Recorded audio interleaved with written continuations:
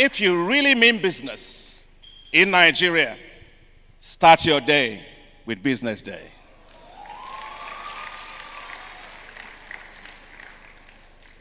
My hearty congratulations to the publisher, Frank Aigbogun, for his vision to establish Business Day, to the board of directors and all the editors and staff for your excellent work. This year's forum is happening at an important moment in time. With a new government in office and the palpable yearnings of Nigerians for a better and a more prosperous future. That prosperous future can only be assured by strongly supporting a robust private sector to unlock wealth that in turn will lift everyone in Nigeria. And time is not on our side. The number of Nigerians living in extreme poverty is increasing at an alarming rate. The World Poverty Clock for 2023 showed that 71 million Nigerians are living in extreme poverty. Let me be clear. There is no market for poverty. Why specialize in it? I want to be clear, therefore, from the onset. Nigeria should not be and never be a poor country. And Nigerians are simply tired of being poor. Nigeria must decisively shift from managing poverty to managing wealth. It is time to make poverty history in Nigeria. Excellencies, ladies and gentlemen, the title of my lecture today is The Day the Lion Roared, making Nigeria a global industrial and economic giant. And I am sure many of you have watched the popular and award-winning Disney movie, The Lion King. In the movie, the young lion cub Simba learns to grow up and eventually take over his role as king after his father was murdered by his uncle, Scar.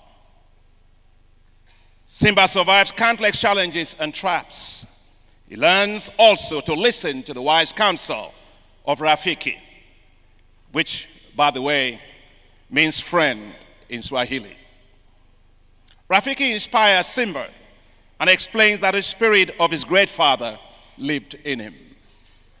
Simba will eventually grow up to become the Lion King that he was destined to become. And he will go on to rule the kingdom and restore its glory. The film cost $45 million to make, but grossed over $11.6 billion by 2019. In the process, becoming the most successful animated film ever made. Nigeria, like the cub Simba, has great promise. But the promise is yet to be realized. The day that Nigeria wakes up and becomes a Lion King, everything will change for its people. Everything will change for all of Africa. Along the way, there will be several Rafikis, sincere friends, whose only agenda is to inspire, motivate, and encourage it to be the new king. So take me today as a Rafiki.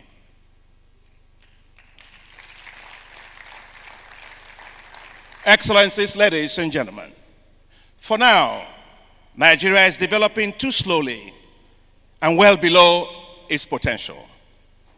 The challenge is that the Lion King in the making, based on its capacity and potential, must learn how to roar. The key to unleashing Nigeria's lionhood, if I may use that phrase, is engineering an industrial revolution, the likes of which we have not seen before. It must be deliberate and intentional.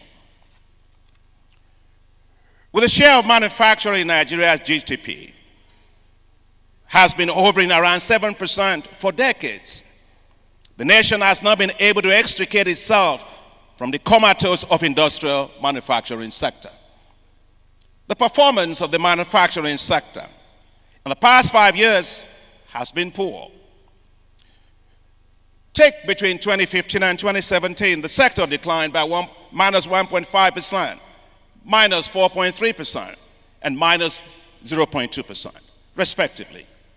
Now that's in sharp contrast to the dynamic and rapid performance of manufacturing in Asian countries, such as Singapore, Malaysia, India, and China.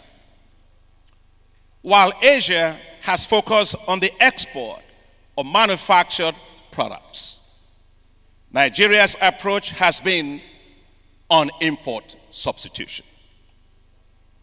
The manufacturing sector of Nigeria represents only 3% of total revenue from exports, but accounts for 50% of imports into the country. Instead of being forward-looking and expanding the share of manufactured goods in the total export revenue, Nigeria focuses on an unsustainable model of import substitution. Don't get me wrong. Import substitution, while important, is a very restrictive vision. It is focused primarily on survival, instead of looking to create wealth through greater export markets and value diversification. The result is a manufacturing sector that cannot develop to its full potential, nor complete globally. Rather, it is limited to a survival mode and not a global manufacturing growth mode. Nigeria should have a great ambition for its manufacturing sector by shifting towards being integrated into and moving up global and regional value chains, especially in areas of comparative advantage, specialization, and competitiveness. A well-developed and policy-enabled manufacturing sector with an export orientation will spur greater innovation, accelerate business and investment-friendly industrial policies to drive export market development and structural transformation of the economy. Let us take the example of Vietnam, a nation at war for 20 years with the United States. Despite challenges, it quickly mimicked successful Asian countries, such as South Korea, by pushing into relatively complex product categories and horizontally diversifying through processing of agricultural products.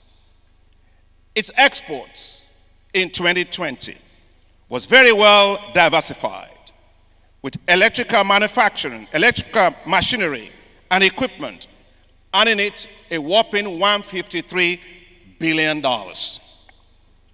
Machinery, including computers, earned it $24 billion. Footwear, $24 billion. Clothing and accessories, $16 billion approximately, among others. In total, Vietnam's export in 2020 was a whopping $348 billion. Now, according to Financial Times report a few days ago, it says, and I quote, Vietnam's export-led growth pulled millions of people out of poverty in the last 30 years. Malaysia achieved vertical diversification from an agricultural base of rubber and palm oil.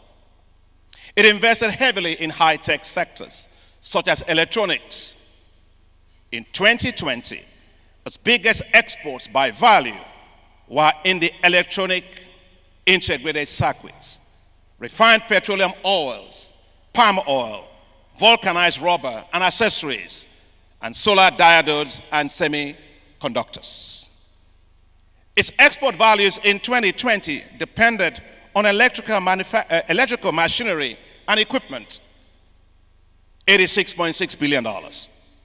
Mineral oils, fuels including oil, $25.5 billion. Machinery including computers, $20.2 billion. Animal, vegetable oils and waxes, $13.5 billion. And rubber articles, $11.2 billion, among others. In total, ladies and gentlemen, Malaysia's exports in 2020 was valued at $234 billion.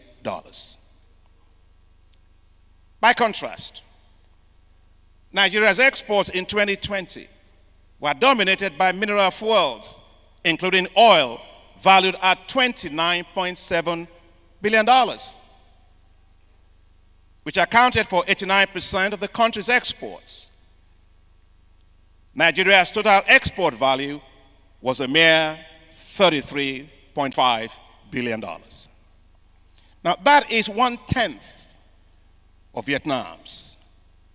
That dollar amount of Nigeria's export represents a minus 3.6% decrease since 2016 and a drop of 37.5% between 2019 and 2020.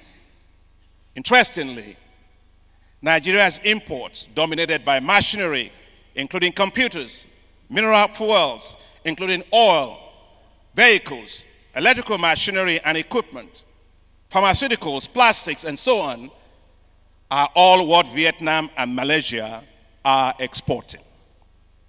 And worse, Nigeria imports mineral fuels, which it should be producing as a leading crude oil exporting nation. It imports crude, it exports crude, it imports refined products. A befuddling irony indeed. Here is another wake-up and disturbing statistic. In 1990, Malaysia's exports totaled $32.8 billion, meaning that Nigeria today is where Malaysia was 30 years ago in terms of export revenue performance. And so what's the message here? While Nigeria's export basket has hardly changed, Malaysia and Vietnam have used aggressive horizontal and vertical industrial manufacturing diversification to move from low-value products to high-valued market products. The result is seen in the comparative wealth of these three countries. While export value per capita is $7,100 for Malaysia and $3,600 for Vietnam, it is a mere $160 for Nigeria. While Malaysia and Vietnam move to global manufacturing growth, creating massive wealth and jobs for themselves, Nigeria remains in survival mode, still unable to substitute the imports of its petroleum products, while being one of the largest exporters of crude oil. African countries, including Nigeria, have had policies, templates, and programs for industrialization, of course, and expanding industrial manufacturing for decades. But there is a huge gap between policy ideas and actions. Today, capacity utilization of factories in Nigeria hovers around 40% compared to a desired 70%. The reality, in view of several challenges facing the industrial manufacturing sector, is that firms are moving to other neighboring countries where there is greater macroeconomic stability, more supporting enabling environments, and a better ease of doing business. To be a manufacturer in Nigeria is not an easy venture. You succeed not because of the ease of doing business, but by surmounting several constraints that limit industrial manufacturing. In short, it is not the ease of doing business. It is the pain of doing business. Excellencies, ladies and gentlemen, the major challenge facing the industry in Nigeria is the very high cost and unreliability of the supply of electricity. And I want to commend you, Governor Obaseki, for what you've done to say that you have over 1,000 plus. And of course, we were very happy to support Azura, and that's a great thing. And I'm glad also that the governor of Jigawa is here. And the governor of Jigawa, if I might have your attention, it might help you.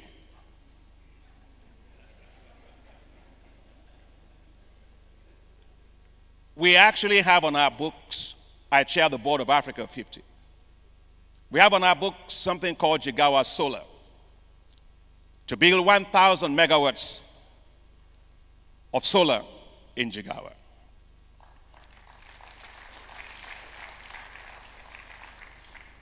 But it's been on the books for 6 years. I hope now that Damodi has become governor, we will do the 1,000 megawatt solar for Jigawa. Load shedding and unreliable power have made the cost of manufacturing extremely prohibitive and uncompetitive. Most of the manufacturing companies self-provide energy through a reliance on expensive generators and diesel and heavy fuel oil. The polluting emissions make them brown industries, not green industries, and we should pay attention to this. The EU just launched what's going to be the EU carbon border tax. And so unless we are greening the energy supply systems, you're going to face very high tariffs in the EU because we are not greening our energy supply systems. It's been estimated that by the IMF that Nigeria loses $29 billion, 5.8% of its annual GDP, due to a lack of energy and unreliable power supplies. Also, according to the IMF, Nigeria spends $14 billion per year on generators and fuel. The lack of electricity is killing Nigerian industries. Recent surveys by the Manufacturers Association of Nigeria indicate that industries spend 93.1 billion naira on alternative energy in 2018, and they lose $10 trillion due to power failure. The fact is, no business can survive in Nigeria without power generators. To put this in revenue perspective, the annual total revenue of the government of Nigeria last year was 10 trillion naira. So the industrial sector loses the same revenue as the nation collects in 1 year. What an irony. What would have happened if the industries realized 10 trillion naira and pay taxes?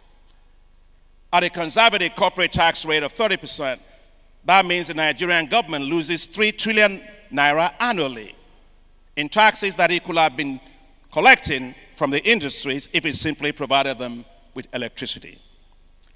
Sadly, this Rafiki will say, the abnormal has become normal. I went to see President El-Sisi of Egypt. In 2018, they had an energy deficit of 6,000 megawatts. In 2022, they had an energy generation surplus of 20,000 megawatts. So what's it? Let's power up. If we power up, we will be an incredible nation in terms of unlocking our potential. Let the abnormal not go on being normal. Now, traveling on the road one day, Lagos-Ibadan Road, I saw an advertisement on a billboard that caught my attention. It was advertising generators with a bold statement: we are the nation's #1 reliable power supplier. Now compare that with the situation in South Korea, which has diversified its exports into high-value manufacturing. On a trip to South Korea to a company called KEPCO, Korea Electric Power Corporation, a few years ago, I was briefed, and I was told that they only have 2 minutes of power outage in the country. Not sure that I heard correctly. I had to ask them, is that per day, per hour, per week, per month, per quarter? The response was quick and resolute. 2 minutes per year. How can we compete with the likes of Korea, Malaysia, and Vietnam, unless Nigeria decisively tackles its energy deficiency and reliability? Its industries will remain uncompetitive. There should be, Your Excellencies, and all that are hearing me as a Rafiki today, I've always said I'll live as a Nigerian. I'll die as a Nigerian. And on Resurrection Day, I'll ask God for permission, if possible, if I may come out with a green, white, green flag in my hand.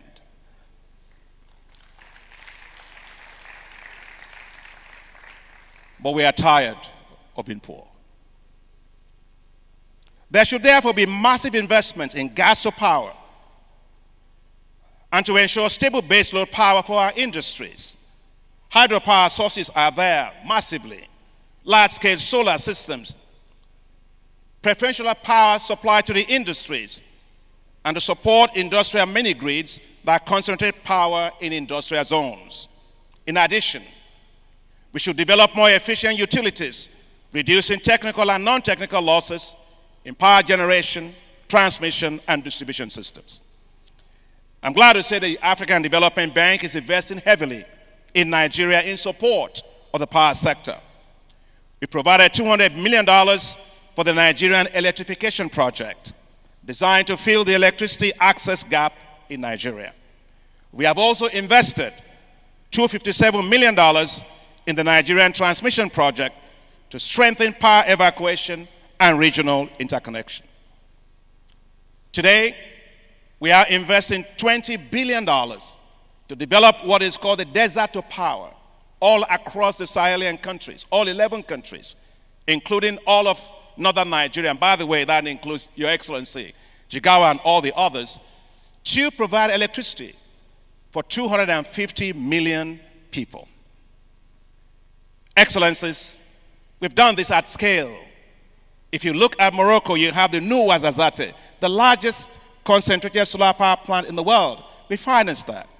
If we can do that in Morocco, let's do that in Nigeria. Excellencies, ladies and gentlemen, industrial development is constrained by a poor state of transport, ports, and logistic infrastructure. It costs $35,000 to export 100 tons of produce from Nigeria, compared to just $4,000 in Ghana. About 90% of passenger and freight movements in Nigeria rely on roads, but only 18% of the roads are paved. Meanwhile, our seaports are gridlocked.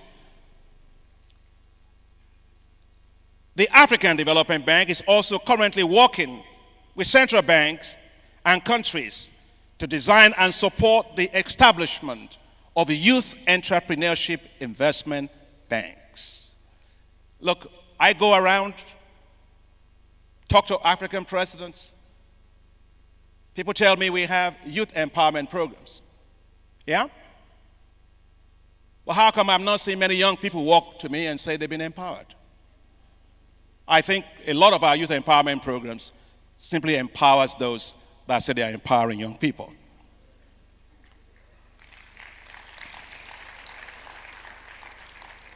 The young people don't need that kind of empowerment. They need investment. That's the best asset we have. And that's why we are, as a bank, working to create these youth entrepreneurship investment banks. There will be new financial institutions run by young, professional, and highly competent experts and bankers to develop and deploy new financial products and services for the businesses and ventures of young people. You're a young person, you go to the bank and they ask you, how old are you? You say, I'm 24 years old. They ask you, what's your tax return for the last 40 years? How do you do that? And many countries want to establish the youth entrepreneurship investment banks. Nigeria should follow suit. And I did mention this to His Excellency President Tinubu, and he assured me that Nigeria will establish a youth entrepreneurship investment bank. Because I think this will be a game changer for Nigeria. Excellencies, as I come to the last part of my speech, I cannot finish without talking about agriculture. You know my passion for that.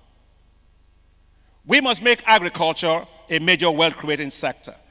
It is time to make bold policies to drive structural transformation of agriculture with infrastructure, spatial economic policies that will turn Nigeria's rural economies from being zones of economic misery that they are today to becoming zones of economic prosperity.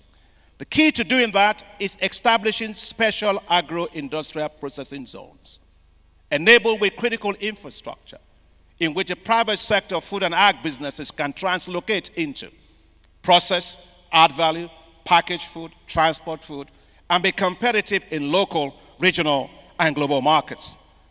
They will turn cotton into textile and garments. They will turn tomatoes into purees and tomato paste. They will turn milk into cheese, butter, and, of course, nice milk that will substitute for imported milk. They will drive the transformation of rice products. They will process oil palm into multiple derivatives. They will turn cocoa into cocoa beans, cocoa butter, cocoa powder, and chocolate. They will turn cassava into starch, tapioca, glucose, fructose, sorbitol, and ethanol. The bubbling wealth will touch every part of Nigeria and every person in Nigeria, from rural to urban areas.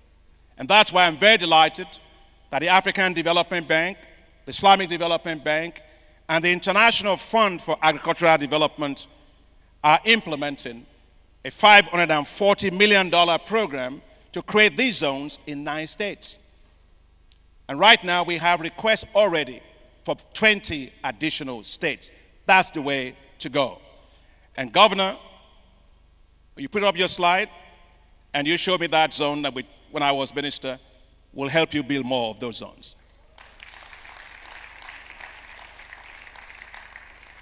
Now, let me say that at the end, it's all about small and medium-sized enterprises.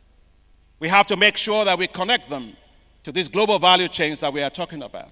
From China to Korea, the way they develop is a pulley effect. They develop their big industries and they connect them to their small and medium-sized enterprises. And they finance that. And I'm glad that we have bankers here, Access Bank CEOs here, and several others that are here. The challenge that we face is these SMEs are not getting enough financing in Nigeria. They only receive 1% of total credit from financial institutions, with a financing gap of 617 billion naira. And if you look at the interest rate, look at how much the interest rate is. In Japan, minus 0.1%.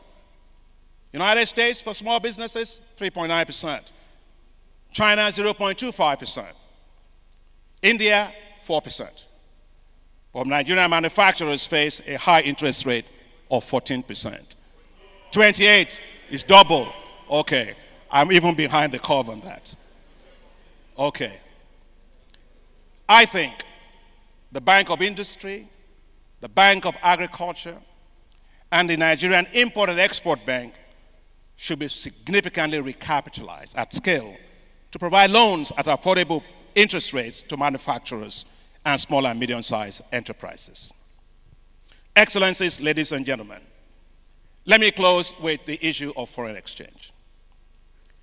A perennial binding constraint facing manufacturers in Nigeria is the unpredictability and availability of foreign exchange. It has triggered a major decline in foreign direct investment inflows into Nigeria. The 2023 World Investment Report indicates that sovereign direct investment inflows to Nigeria declined precipitously from $3.3 billion in 2021 to a negative $187 million in 2022, the largest decline across the continent. Nigeria must learn the lesson here. Simply using foreign exchange reserves to back and overvalue the local currency is not a sustainable policy. To grow Nigeria's economy in a transformational way, there is an urgent need to move away from solely depending on managing demand for forex to expanding the supply and availability of forex through greater export-oriented manufacturing.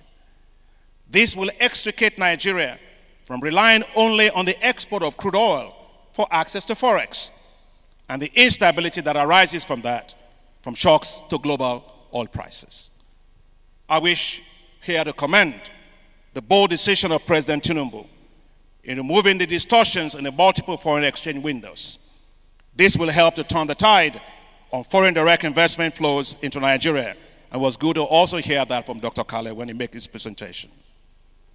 Excellencies, ladies and gentlemen, as I close, to drive greater investments into Africa, we established what's called the Africa Investment Forum. This brings project developers, financiers, everybody together in one investment room. Over the last 4 years that we've started it, we have mobilized $142 billion of investment interest to Africa. That includes raising $15.6 billion for the Lagos-Abidjan corridor. Several Nigerian companies have benefited, and they look forward to the Africa Investment Forum. Let me make a shout out here. The next forum will be in Marrakesh, Morocco from the 8th to 10th November. You are all welcome. It will provide another opportunity to Nigeria's private sector to mobilize global capital to unleash the power of industrial manufacturing in Nigeria. Come with bankable projects, we will find you the investors. Excellencies, ladies and gentlemen, let's revamp industrial manufacturing in Nigeria. Industrial manufacturing can earn Nigeria 10 times more than what it earns today from relying on oil. As the late industrial pioneer and the icon Chief Odutola once said, oil will finish, industries will not. With the right policies, investment frameworks, infrastructure, logistics, financing frameworks, empowered by highly talented, trained, dynamic, and useful workforce of Nigeria, I am confident that Nigeria will fully unleash the power of its manufacturing sector. Nigeria's export revenue will grow more than 10 times by focusing on export market-driven industrial manufacturing that is integrated into global production and logistic value chains. It will unleash a new wave of wealth for Nigeria. Only then will Simba the cub be transformed into a roaring Lion King. President Tinubu, please turn Nigeria into an industrial economic giant. It is Nigeria's turn. Let's make it happen, and thank you very much.